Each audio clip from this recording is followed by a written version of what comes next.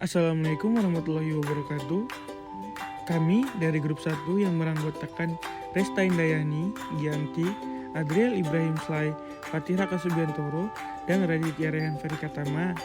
Dengan topik yang ingin kami bahas adalah praktikum penanganan emulsi.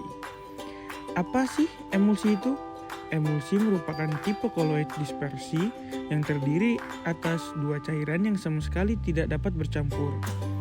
Salah satu yang sebagai terdispersi akan menyebar berbentuk tetesan secara terbatas dalam cairan lainnya sebagai yang pendispersi. Berikut adalah beberapa jenis emulsi. Berikut adalah faktor-faktor yang dianggap mempengaruhi emulsi yang terbentuk, yaitu 1. Kandungan crude oil, 2. Penambahan pelarut, 3. Temperatur dan pH. Kira-kira gimana ya praktikum penanganan emulsi itu? Let's check this out. Tujuan dari praktikum penanganan emulsi adalah memahami prinsip dasar emulsi yang terlarut dalam crude oil, memahami bagaimana dan mengapa emulsi bisa terbentuk, memahami proses pemecahan emulsi, dan memahami prosedur penggunaan centrifuge ASTM D400. Berikut adalah alat dan bahan yang kami gunakan pada praktikum penanganan emulsi. Yang pertama, ada centrifuge dengan ASTM D4007. Yang kedua, tube centrifuge. Dan yang terakhir adalah gelas ukur. Bahan yang kami gunakan adalah sebagai berikut. 1. Crude oil, 2. Demulsifier, 3. Toluene. Prosedur percobaan adalah: pertama, siapkan alat dan bahan. Lalu, masukkan 50 ml crude oil pada centrifuge tube. Setelah itu, tambahkan 50 ml toluene ke dalam masing-masing centrifuge tube. Lalu, masukkan 10 tetes demulsifier ke dalam masing-masing centrifuge tube. Setelah itu, tutup centrifuge tube hingga rapat. Lalu, kocok sampel tersebut sebanyak 10 kali hingga sampel tercampur sempurna.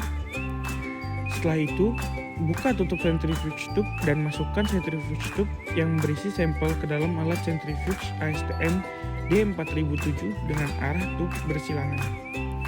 Selanjutnya, atur pada temperatur 60 derajat Celcius atau 140 derajat Fahrenheit. Lalu, atur pada 600 rpm. Setelah itu, tekan motor push to run. Tunggu waktu putaran hingga 6-15 menit. Yang terakhir, tunggu hingga berhenti dan amati hasilnya. Berdasarkan hasil pengamatan, kami menggunakan toluene dengan volume 50 ml sebagai variabel terikat dan demulsifier sebagai variabel bebas sebanyak 5 tetes dan 10 tetes. Pengujian dilakukan menggunakan Kohler centrifuge tube dengan cara memutar dan memanaskan sampel pada saat bersamaan.